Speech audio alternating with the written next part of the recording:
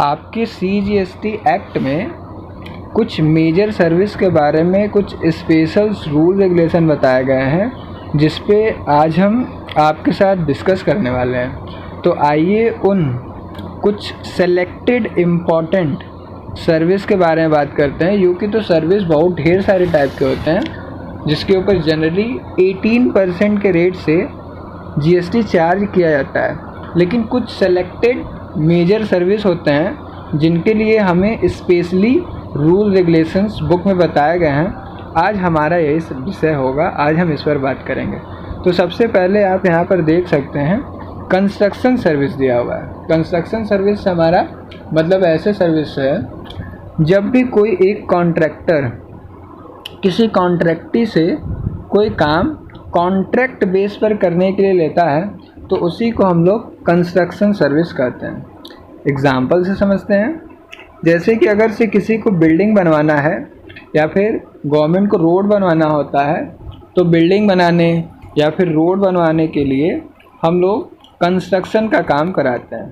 तो उसमें कॉन्ट्रैक्टर जो है वो कॉन्ट्रैक्ट करता है कॉन्ट्रैक्टी से, और यहाँ पर ये जो कॉन्ट्रैक्टी होगा वो कॉन्ट्रैक्टर को सारा मटेरियल देता है और कॉन्ट्रैक्टर उसको बनवा करके सेल कर देता है किसको, कॉन्ट्रैक्टी को। तो इसी को हम लोग कंस्ट्रक्शन सर्विस कहते हैं। तो अगर से कोई कंस्ट्रक्शन सर्विस दिया जाता है तो ऐसे कंस्ट्रक्शन सर्विस पर आपके GST के अंतर्गत 18% टैक्स लगाया जाता है। और अगर से 18% GST चार्ज किया जाएगा तो ये देखना पड़ेगा कि इंट्रा स्टेट ट्रांजेक्शन है तो उस पर CGST 9% और SGST 9% होगा, और अगर से इंटर स्टेट ट्रांजेक्शन होगा तो उस जगह पे IGST 18% लगाया जाएगा। तो इस तरीके से ये कंस्ट्रक्शन सर्विस आप समझ गए होंगे। अब आप दूसरा देख सकते हैं डिस्ट्रीब्यूटिव ट्रेड सर्विस। ये जो डिस्ट्रीब्यूटिव ट्रेड सर्विस है, ये ऐसा सर्विस है जिसमें कई सारे होलसेलर और कई सारे रिटेलर सर्विस देते हैं। मान लीजिए कोई होलसेलर किसी रिटेलर को अगर से कोई गुड्स बंडल में बेचता है तो इसको हम लोग डिस्ट्रीब्यूटिव सर्विस कहेंगे, या फिर कोई रिटेलर किसी कस्टमर को एक एक पीस गुड्स को बेचता है तो ऐसे को हम लोग रिटेल सर्विस कहेंगे या फिर डिस्ट्रीब्यूटिव सर्विस कहेंगे। तो जो लोग भी डिस्ट्रीब्यूटिव सर्विस देते हैं उनके ऊपर देख सकते हैं आप, यहाँ पे लिखा हुआ है कि जो टैक्स का रेट होता है वो 18% GST चार्ज किया जाता है। 18% GST चार्ज किया जाता है। तो अगर से यहाँ पर ट्रांजेक्शन इंट्रा स्टेट होगा तो उस केस में 9% CGST और 9% SGST लगाए जाएंगे, और अगर से इंटर स्टेट ट्रांजेक्शन होगा तो यहाँ पर 18% IGST चार्ज। अब आप तीसरे नंबर पे देख सकते हैं passenger transport service. Passenger transport service से मतलब ये है कि अगर से रेलवे के थ्रू आप one place to another place अगर से जाते हैं तो इसको हम लोग पैसेंजर ट्रांसपोर्ट सर्विस कहेंगे, या किसी बाय रेलवे या किसी अदर ट्रांसपोर्ट फैसिलिटी से आप एक जगह से दूसरे जगह जाते हैं तो इसी को पैसेंजर ट्रांसपोर्ट सर्विस कहते हैं। अब देखिए इसके लिए आपको कुछ मेजर रूल बताए गए हैं, जिसमें कि आपको A दिख रहा है बाय रेल। अगर से आप रेलवे के थ्रू एक जगह से दूसरे जगह जाते हैं तो उस केस में देखिए लिखा हुआ है इन फर्स्ट क्लास। अगर से आप फर्स्ट क्लास में सफ़र करते हो या फिर AC कोच में आप एक जगह दूसरे जगह जाते हो तो यहाँ पर आपका GST का रेट 5% होगा। इस पर 2.5% CGST और 2.5% SGST, और अगर से इंटर स्टेट ट्रांजेक्शन होता है तो यहाँ पर IGST 5% होगा। उसके बाद आप दूसरा देख सकते हैं B, service of transport in metro, monorail, tramway and in railway in class other than first class और AC कोच। अगर से मान लीजिए आप मोनोरेल, ट्रामवे या फिर किसी मेट्रो के थ्रू AC कोच में सफ़र करते हैं तो वहाँ पर आपका टैक्स रेट एग्जेम्प्ट होगा, मतलब आपके ऊपर GST नहीं लगाया जाएगा। आगे आप देख सकते हैं C, ये लिख रहा है क्या, road transport of passenger in the following category is taxable.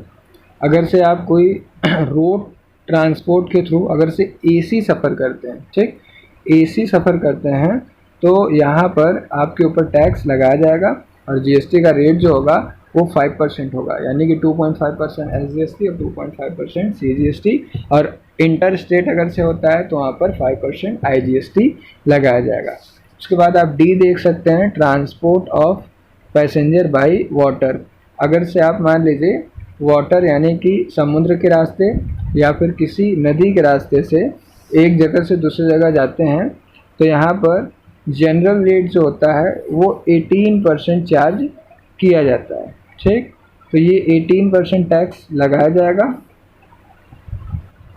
Transport of passenger by air, अगर से मान लीजिए आप एयर के थ्रू, एयरलाइन के थ्रू एक जगह दूसरे जगह जाते हैं तो इकोनॉमी क्लास में GST का रेट 5% होगा और अदर क्लास में GST का रेट 12% होगा। और एक बात ये ध्यान रखिएगा दोस्तों कि यहाँ पर एयर के थ्रू अगर से आप एक जगह दूसरे जगह जाते हैं, यानी कि हवाई जहाज़ के द्वारा एक जगह दूसरे जगह जाते हैं, तो ये नॉर्थ ईस्ट एरिया में ये सर्विस एग्जेम्प्ट होता है। ठीक,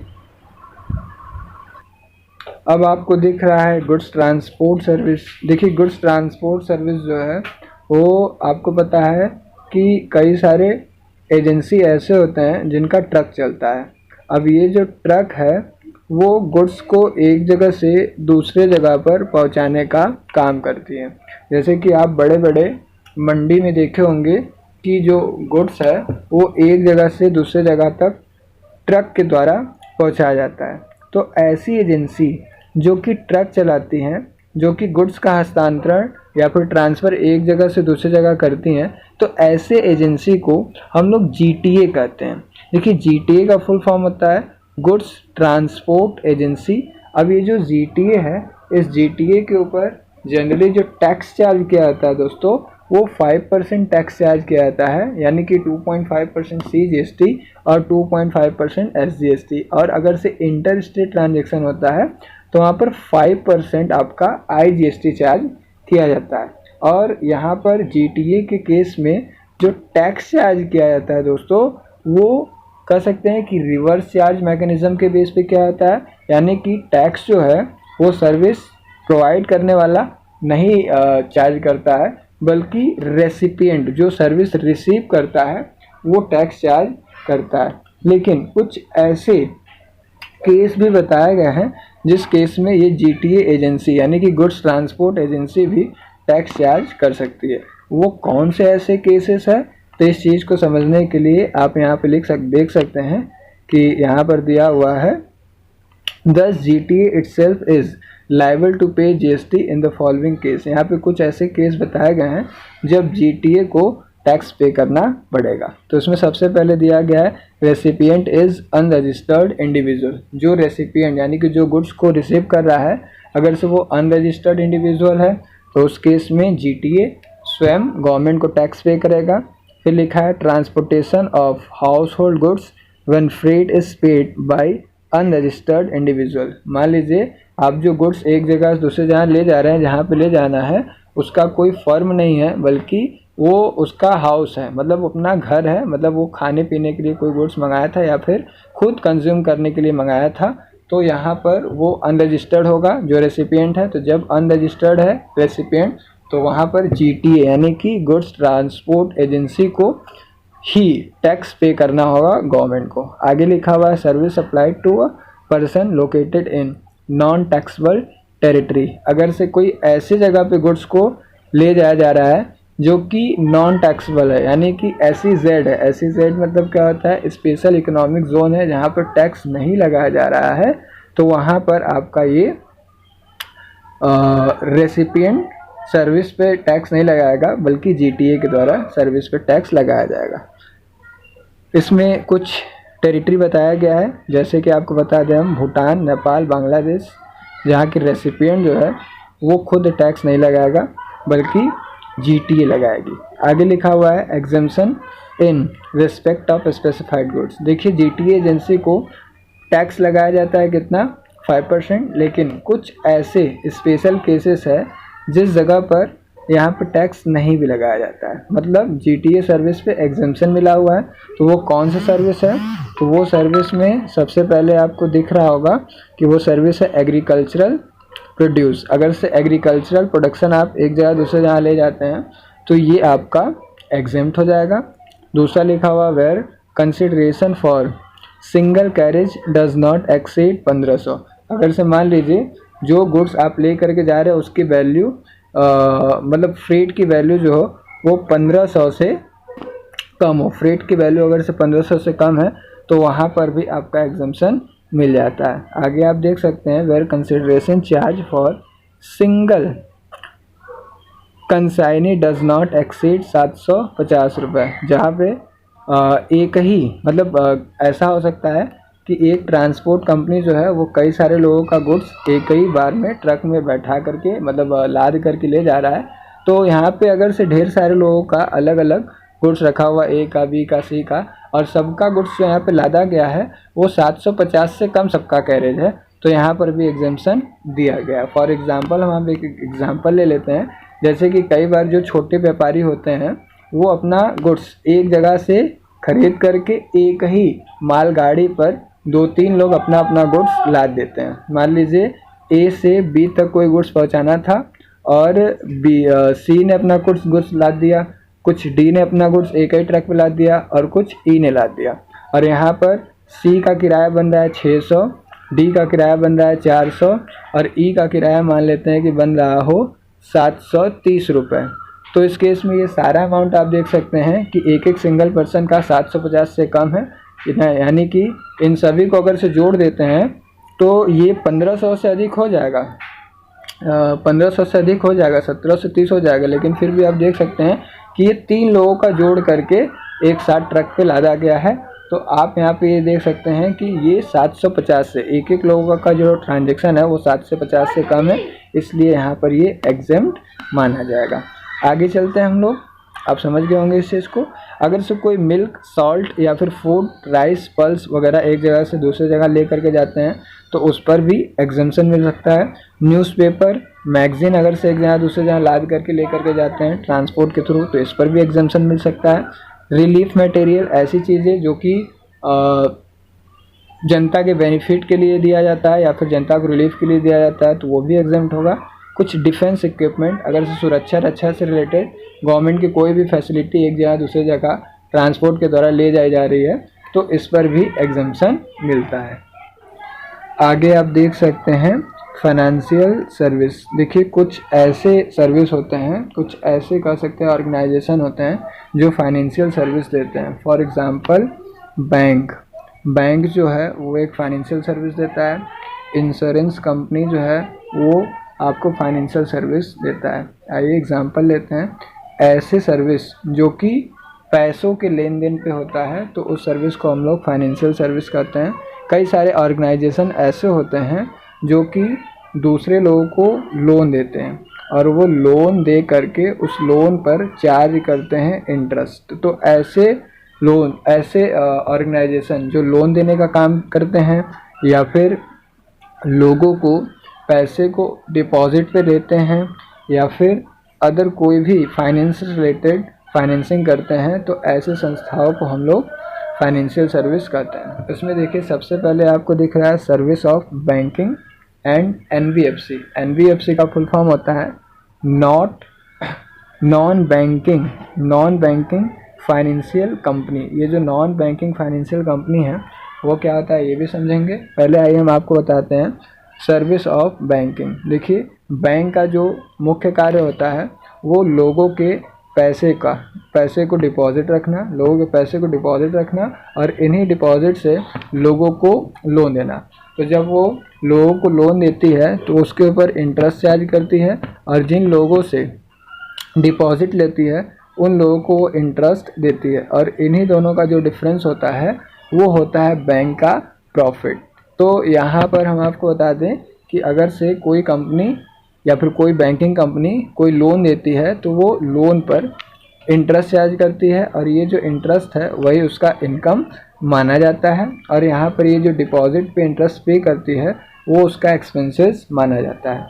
तो यहाँ पर इंटरेस्ट पर बताया गया है कि कोई भी जीएसटी चार्ज नहीं होता है, यानी कि आप ये ध्यान रखिएगा कि जितने भी बैंकिंग ऑर्गेनाइजेशन या फिर जितने भी NBFC होते हैं उसके द्वारा किया गया जो ट्रांजैक्शन होता है वो एग्जेम्प्ट होता है, मतलब उसके ऊपर GST चार्ज नहीं किया जाता है। इसीलिए दोस्तों आप जब जाते होंगे बैंक में और लोन वगैरह लेते होंगे तो उसके ऊपर कभी भी GST चार्ज नहीं होता है। आगे आप देख सकते हैं foreign exchange conversion service. Foreign exchange conversion service का मतलब ये होता है कि कई बार दो देश के बीच में जो बॉर्डर होता है, तो बॉर्डर को जब हम लोग क्रॉस करते हैं तो अपने इंडिया के करेंसी को हमें दूसरे करेंसी में चेंज करना पड़ता है, यानी कि एक्सचेंज करना पड़ता है। तो ये जो कन्वर्जन का जो लोग सर्विस देते हैं, तो कुछ देश के लिए RBI ने अलग अलग GST का रेट सजेस्ट कर रखा है। अगर से RBI कोई रेट सजेस्ट नहीं करता है तो यहाँ पे जनरली 1% टैक्स चार्ज किया जा सकता है। ठीक, आगे देखिए supply of money is neither goods और सर्विसेज। अगर से कोई सप्लाई ऑफ मनी करता है तो हम आपको बता दें कि मनी जो है वो गुड्स और सर्विस दोनों के ही डेफिनेशन में इंक्लूड नहीं होता है, इसलिए सप्लाई ऑफ सर्विस पे किसी भी टाइप का टैक्स चार्ज नहीं किया जाएगा, यानी कि GST चार्ज नहीं किया जाएगा। अब आप आगे देख सकते होंगे यहाँ पर chit fund service. Chit fund service जो है ये भी एक टाइप का बिजनेस है जिसमें अलग अलग लोगों से ढेर सारे पैसे इकट्ठे किए जाते हैं और पैसे इकट्ठे करके एक साथ पैसा जो इकट्ठा होता है वो किसी एक को दे दिया जाता है, तो इसी को हम लोग चीट फंड कहते हैं। और अगर से कोई चीट फंड चलाता है दोस्तों तो वहाँ पर आप देख सकते हैं कि 12% के रेट से GST चार्ज होगा, जिसमें 6% CGST और 6% SGST होगा। आगे आप देख सकते हैं इंश्योरेंस सर्विस। इंश्योरेंस सर्विस जो है वो चीज़ों का इंश्योरेंस करती है। आपको बता दें कि इंश्योरेंस जो होता है वो प्राइवेट भी हो सकता है और गवर्नमेंट भी हो सकता है। इंश्योरेंस को 2 पार्ट्स में डिवाइड किया गया है। एक आपका लाइफ इंश्योरेंस होता है और दूसरा होता है आपका जनरल इंश्योरेंस। लाइफ इंश्योरेंस में किसी व्यक्ति के लाइफ का इंश्योरेंस किया जाता है, यानी कि मरने और जीने का इंश्योरेंस किया जाता है, जबकि जनरल इंश्योरेंस में सारे इंश्योरेंस को इंक्लूड किए जाते हैं, जैसे कि फायर इंश्योरेंस, मरीन इंश्योरेंस और अदर इंश्योरेंस। तो ये जो ढेर सारे इंश्योरेंस है ये सारे के सारे इंश्योरेंस आपके जनरल इंश्योरेंस में कवर किए जाते हैं, जबकि जो जीने मरने का होता है वो लाइफ इंश्योरेंस में कवर किए जाते हैं।